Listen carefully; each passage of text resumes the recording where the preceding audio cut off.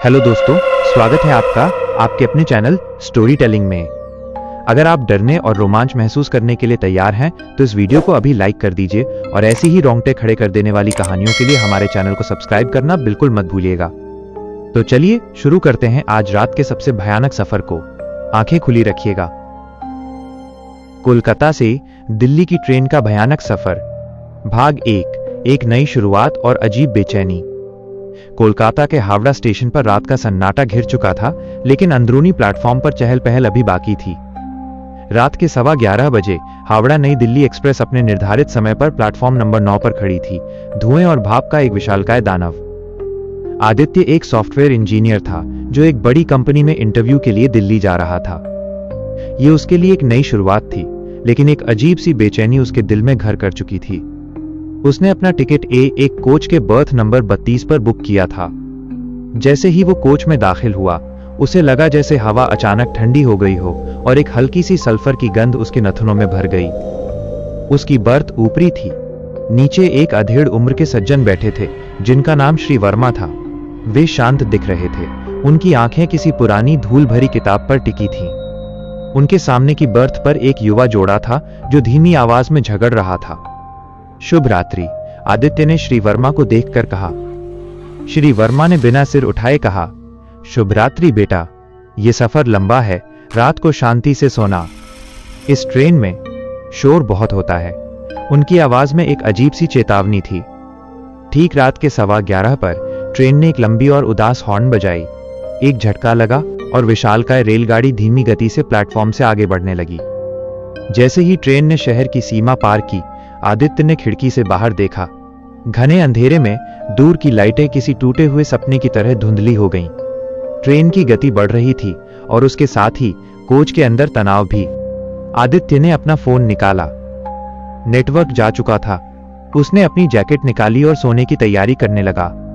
नीचे श्री वर्मा ने अपनी किताब बंद की और धीमी आवाज में गुनगुनाने लगे। ये कोई लोरी नहीं थी, बल्कि एक शोक गीत जैसा लग रहा था। अचानक एस बड़ी ई कोच के अंदर एक तेज चीख गूंजी। ये सामने वाले जोड़े की लड़की की थी। सब लोग चौंक गए। क्या हुआ? श्री वर्मा ने तुरंत पूछा। लड़की हाँफ रही थी। वो वहां था, खिड़की पर। लड़का उसे शांत करने लगा। अरे कुछ नहीं था, रोशनी का धोखा होगा। हमने अभी अभी एक पुल पार किया है। लेकिन लड़की जोर से सिर हिला रही थी। नहीं, एक चेहरा था, बिल्कुल सफेद। उसकी आंखें लाल थीं। उसने मेरी तरफ देखा। कोच में फुसफुसाहट शुरू हो गई। आदित्य का दिल जोरों से धड़क रहा था। उसने श्री वर्मा को देखा। श्री वर्मा के चेहरे पर कोई हैरानी नहीं थी, बल्कि एक गहरी उदासी थी। जैसा मैंने कहा था, श्री वर्मा ने धीमी आवाज में आदित्य से कहा, यह ट्रेन बहुत शोर मचाती है। भाग 2, अंधेरे में एक परछाई और गायब हुआ यात्री। रात 2 बजे ट्रेन मुगलसराय, अब दीनदयाल उपाध्याय जंक्शन को पार कर चुकी थी और अब उत्तर प्रदेश के विशाल मैदानों से गुजर रही थी। ट्रेन का इंजन तेज रफ्तार से हवा को चीर रहा था। आदित्य को नींद नहीं आ रही थी। लड़की की चीख और श्री वर्मा के अजीब शब्द उसके दिमाग में गूंज रहे थे। उसने हिम्मत करके अपनी बर्थ से नीचे झांका। श्री वर्मा की बर्थ खाली थी। आदित्य को लगा शायद वे वॉशरूम गए होंगे। उसने अपनी घड़ी देखी। रात के 2:15। वो उठा और धीमी आवाज में गलियारे में गया। वॉशरूम का दरवाजा बंद था। आदित्य ने वापस आने से पहले एक बार पीछे मुड़कर देखा।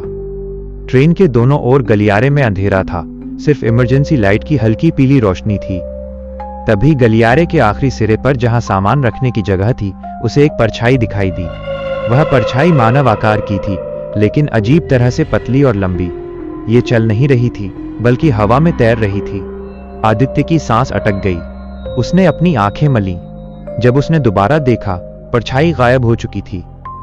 सिर्फ आंख का धोखा, उसने खुद को समझाया, लेकिन उसके रोंगटे खड़े हो गए थे। वो वापस अपनी सीट पर आया और देखा कि श्री वर्मा अभी भी नहीं लौटे थे। वॉशरूम का दरवाजा अभी भी बंद था। आदित्य ने सामने वाली सीट के लड़के को जगाया, जिसका नाम विपिन था। सुनो, क्या तुम अंकल को वापस आते देखा? आदित्य ने फुसफुसाकर पूछा। विपिन नींद में था। कौन अंकल? ओह, वो नहीं। वो कहाँ गए? वो बाथरूम गए थे, लेकिन बहुत देर हो गई है। मुझे कुछ अजीब लग रहा है, आदित्य ने कहा। दोनों उठे और वॉशरूम की तरफ गए। उन्होंने दरवाजा खटखटाया। कोई जवाब नहीं। विपिन ने दरवाजा जोर से धक्का दिया। अंदर से कोई कुंडी नहीं लगी थी। दरवाजा खुलते ही दोनों ने अंदर झांका। वॉशरूम खाली था। सिंक और फर्श बिल्कुल सूखे थे, जैसे वहां कुछ देर से कोई गया ही ना हो। लेकिन फिर श्री वर्मा कहां गए? वे रात के बीच में एस बड़ी ई कोच से बिना किसी को बताए कैसे गायब हो सकते थे? कोच के दरवाजे अंदर से बंद थे, कोई भी बाहर नहीं जा सकता था। विपिन डर गया। हो सकता है वो दूसरे कोच में चले गए हों इतनी रात को, आदित्य ने संदेह से कहा। और वो अपनी किताब और बैग छोड़कर गए हैं। आदित्य ने अपनी नजर जमीन पर दौड़ाई। वॉशरूम के दरवाजे के ठीक बाहर एस बड़ी ई कोच के मोटे कारपेट पर एक गहरा काला धब्बा था। यह धब्बा गीला नहीं था, बल्कि ऐसा लग रहा था जैसे जमीन को जलाकर काला कर दिया गया हो। तभी सामने वाली बर्थ से लड़की ने फिर से एक हल्की चीख निकाली। फिर से? विपिन ने पूछा। लड़की ने कांपते हुए अपने हाथ से खिड़की की ओर इशारा किया। देखो, वो अब ट्रेन के अंदर है। भाग 3, लाल आंखें और खूनी संकेत। आदित्य, विपिन और अब लड़की, जिसका नाम नेहा था, की आंखें गलियारे के अंधेरे में टिकी थीं। नेहा ने जो देखा था वो कोई परछाई नहीं थी, अब ये बिल्कुल स्पष्ट था। एक पतला लंबा सफेद चेहरा जिसके होंठ फटे हुए थे और आंखें पूरी तरह से लाल अंगारों की तरह जल रही थीं। ये चीज धीरे धीरे उनकी बर्थ की तरफ बढ़ रही थी। ये चल नहीं रही थी, बल्कि गलियारे के ऊपर जमीन से कुछ इंच ऊपर तैर रही थी। ये अजीबोगरीब शांत थी और इसके आने से एस बड़ी ई की हवा में एक भयंकर ठंडक आ गई थी। लोग नींद में थे, कोई आहट नहीं थी। हमें गार्ड को बुलाना होगा, आदित्य ने डर से कांपते हुए फुसफुसाया। लेकिन दरवाजा तो बंद है, विपिन ने कहा। जैसे ही उन्होंने मुड़ने की कोशिश की, उन्होंने देखा कि वो चीज अब उनके सामने थी। उसके चेहरे पर भयानक खामोशी थी। उसकी आंखें सीधे आदित्य को घूर रही थीं। और फिर एक भयानक दरार जैसी आवाज गूंजी। शोर, अब और नहीं। आदित्य और विपिन पीछे हट गए। उस चीज ने अपना हाथ उठाया। उसकी उंगलियां लंबी, पतली और किसी नुकीले हथियार जैसी थीं। तभी जोर से ट्रेन ने एक अचानक झटका लिया, जैसे ड्राइवर ने ब्रेक लगाई हो। वो चीज एक पल के लिए डगमगाई और फिर बिजली की गति से वो वापस अंधेरे में गायब हो गई, जैसे वो कभी थी ही नहीं। ट्रेन ने फिर से अपनी गति पकड़ ली। सब कुछ शांत हो गया। आदित्य ने विपिन और नेहा को इशारे से अपनी बर्थ पर बैठने को कहा। वे तीनों दहशत में थे। आदित्य ने हिम्मत करके गलियारे की आखिरी बर्थ की तरफ देखा। वो बर्थ खाली थी, लेकिन उस पर श्री वर्मा का बैग और किताब अभी भी रखी थी। आदित्य ने बैग को छुआ।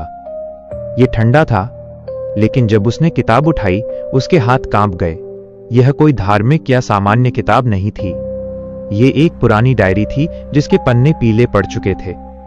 आदित्य ने पहला पन्ना पलटा। ऊपर मोटे अक्षरों में लिखा था, कोलकाता दिल्ली एक्सप्रेस 1985 की दुर्घटना। डायरी में आगे लिखा था, आज 22 दिसंबर 1985 है। यह भयानक रात थी। एक ट्रेन पटरी से उतर गई थी। कई लोग मारे गए थे। गार्ड ने बताया कि एक भयानक सफेद धुएं ने ट्रेन को घेर लिया था और तभी अचानक ब्रेक फेल हो गए। मेरे छोटे भाई का शव कभी नहीं मिला। कहते हैं उसकी आत्मा अभी भी ट्रेन की बोगी में भटकती है।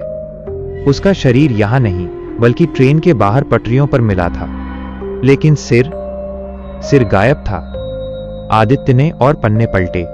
बीच में एक पन्ना था जिस पर खून के धब्बे लगे थे। ये आज का खून नहीं था, लेकिन संकेत बिल्कुल स्पष्ट था। अंतिम पन्ने पर सिर्फ 3 शब्द लिखे थे, जो श्री वर्मा ने अपनी अजीब अस्थिर लिखावट में लिखे थे। यह ट्रेन हंटर है। ट्रेन का हॉर्न फिर से चीखा, लेकिन इस बार यह किसी चेतावनी से कम नहीं था। आदित्य ने खिड़की से बाहर देखा। ट्रेन एक पुल पार कर रही थी, जिसके नीचे गंगा नदी का काला पानी बह रहा था। और तभी उस पुल के स्टील के फ्रेम पर उसने एक सफेद पतली आकृति को ट्रेन के साथ साथ दौड़ते हुए देखा। उसकी लाल आंखें सीधे आदित्य को देख रही थीं। यह कोई आत्मा नहीं थी, यह एक शिकारी था और ट्रेन उसका शिकार का मैदान था। उसने डायरी बंद कर दी। अब उसे पता था कि श्री वर्मा कहां गए थे। वे गायब नहीं हुए थे, उन्हें शिकार बना लिया गया था। और अब वो शिकारी अपने अगले शिकार आदित्य की ओर बढ़ रहा था। ट्रेन दिल्ली से कुछ ही घंटे दूर थी, लेकिन आदित्य को लगा जैसे ये सफर कभी खत्म नहीं होगा। अंधेरा घना होता जा रहा था और ट्रेन की आवाज अब एक डरावनी धुन में बदल चुकी थी। भाग 4, बंद दरवाजे, खुला सस्पेंस। रात के 3:30 बज चुके थे। ट्रेन ने अपनी गति थोड़ी धीमी कर दी थी, शायद किसी छोटे स्टेशन को पार कर रही थी। आदित्य, विपिन और नेहा अब एक दूसरे से चिपक कर बैठे थे। डर की वजह से उन्हें ठंड लग रही थी, जबकि एस बड़ी ई फुल पर चल रहा था। हमें जागना होगा, आदित्य ने फुसफुसाते हुए कहा। अगर हम सो गए तो हमें नहीं पता कि क्या होगा। विपिन ने श्री वर्मा की डायरी को देखा जो आदित्य के हाथ में थी। 1985 की दुर्घटना। वो चीज, क्या वो आत्मा सिर्फ एक कोच में है या पूरी ट्रेन में? नेहा कांप उठी। वो सिर्फ इस कोच में शिकार कर रही है। उसने खिड़की से मुझे देखा था और अब अंकल गायब हैं। तभी एस बड़ी ई कोच के दरवाजे पर एक जोरदार धमाका हुआ। ट्रेनों के 2 कोचों को जोड़ने वाला भारी दरवाजा, जो सामान्यतः बंद रहता है, तेजी से हिल रहा था। कोई बाहर से खोलने की कोशिश कर रहा है, विपिन ने डर से कहा। आदित्य को श्री वर्मा के शब्द याद आए। यह ट्रेन हंटर है, और डायरी में लिखा था कि उसका शरीर ट्रेन के बाहर मिला था, लेकिन सिर गायब था। वो चीज दरवाजे से नहीं आएगी, आदित्य ने तेजी से कहा। वो चीज ट्रेन है, वो बाहर है और अंदर आने के लिए उसे दरवाजे की जरूरत नहीं है। जैसे ही उसने ये कहा, एस बड़ी ई वेंटिलेशन ग्रिल से एक पतला काला धुआं अंदर रिसने लगा। धुएं में वही हल्की सल्फर की गंध थी जो आदित्य ने ट्रेन में चढ़ते वक्त महसूस की थी। धुआं तेजी से पूरे कोच में फैलने लगा। इससे सांस लेने में तकलीफ हो रही थी। वेंट बंद करो, आदित्य चिल्लाया। लेकिन वेंट को बंद करने का कोई मैनुअल तरीका नहीं था। धुआं घना हो गया। इस धुएं के बीच लाल आंखें फिर से चमक उठीं। ये अब एक चीज नहीं थी, बल्कि पूरे धुएं में फैल चुका एक आभास था। उसकी कमजोरी क्या है? नेहा ने खांसते हुए पूछा। आदित्य ने तेजी से डायरी के पन्ने पलटे। 1985 की दुर्घटना। सिर गायब था। अचानक एक पन्ने पर उसकी नजर एक छोटे गोल निशान पर पड़ी। यह कोई दाग नहीं था, बल्कि एक जला हुआ निशान था, जो उस काले धब्बे जैसा ही था जो श्री वर्मा के गायब होने की जगह पर मिला था। निशान के नीचे श्री वर्मा ने अस्पष्ट लिखावट में कुछ लिखा था। जला हुआ लोहा, इंजन की आत्मा, रोशनी। लोहा? विपिन ने पूछा। आदित्य की नजर अपनी बर्थ के नीचे रखी श्री वर्मा की किताब पर पड़ी, जिसे उन्होंने आधी खुली छोड़ दी थी। वो किताब थी माइनस भारतीय रेल का इतिहास। आदित्य ने उसे खोला। बीच में जहां श्री वर्मा ने उसे छोड़ा था, एक पन्ना था जिसमें 1985 की दुर्घटना का जिक्र था। लिखा था कि दुर्घटना से पहले गार्ड ने आखिरी बार इंजन ड्राइवर को देखने की कोशिश की थी। इंजन ड्राइवर, जिसके हाथ में हमेशा एक भारी लोहे का पाना रेंच होता था, उस रात अपनी सीट पर नहीं था। इंजन ड्राइवर का केबिन खाली था, सिर्फ इंजन की आग जल रही थी। समझ गया, आदित्य ने चीख कर कहा। वो चीज इंजन की आत्मा है। 1985 में ड्राइवर गायब हो गया था और इंजन की आग उसकी शिकार बन गई। वो रोशनी और गर्मी से डरता है। कोच के अंदर धुआं अब एक सफेद काले भंवर का रूप ले चुका था। लाल आंखें पास आ रही थीं। उनके पास अब 2 चीजें थीं, श्री वर्मा का लोहे का बैग और ट्रेन की इमरजेंसी लाइट। विपिन, मेरे साथ आओ। आदित्य ने विपिन को पकड़ा और तेजी से एस बड़ी ई कोच के दरवाजे की तरफ भागे, जहां इमरजेंसी लाइट लगी थी। भाग 5, अंतिम टकराव और दिल्ली की सुबह। रात सुबह के 4:30। ट्रेन अब अपनी पूरी रफ्तार से चल रही थी। ये शायद गाजियाबाद के नजदीक थी। सफेद काला धुआं अब उनकी तरफ बढ़ रहा था। इसकी भयानक ठंडक ने पूरे कोच को जकड़ लिया था। नेहा, तुम अपनी आंखें बंद कर लो, आदित्य चिल्लाया। आदित्य और विपिन ने मिलकर एस बड़ी ई कोच के इमरजेंसी दरवाजे के ऊपर लगे छोटे से शीशे के कवर को तोड़ने की कोशिश की, जिसके पीछे इमरजेंसी लाइट थी। विपिन के हाथ में श्री वर्मा का लोहे का भारी बैग था। लोहा और रोशनी एक साथ, आदित्य ने हांफते हुए कहा। जब धुआं बिल्कुल उनके करीब आया और लाल आंखें उनकी आत्मा में झांकने लगी, तो आदित्य ने अपनी पूरी ताकत से दरवाजे के शीशे पर एक जोरदार मुक्का मारा। शीशा नहीं टूटा। तभी विपिन ने बैग को जोर से शीशे पर दे मारा। कांच चकनाचूर हो गया। इमरजेंसी लाइट का बटन खुला। आदित्य ने तुरंत उस बटन को दबा दिया। एक ही पल में कोच के अंदर एक तेज सफेद चमकदार रोशनी भर गई। यह एस बड़ी ई कोच की सामान्य रोशनी से कहीं ज्यादा तेज थी। रोशनी ने काले धुएं को सीधे मारा। धुएं ने एक भयानक चीख भरी आवाज निकाली जो किसी लोहे के टुकड़े को तेज आंच में पिघलाने जैसी थी। वो सफेद काले भंवर सिकुड़ने लगा। वो चीज दर्द में थी। आदित्य ने बिना रुके विपिन के हाथ से श्री वर्मा का लोहे का बैग पकड़ा और जैसे ही वो चीज एक छोटे से काले धब्बे में सिमट गई, उसने बैग को जोर से उस धब्बे पर फेंक दिया। लोहे का बैग जिसमें शायद श्री वर्मा का सामान और किताब थी, उस काले धब्बे पर गिरा।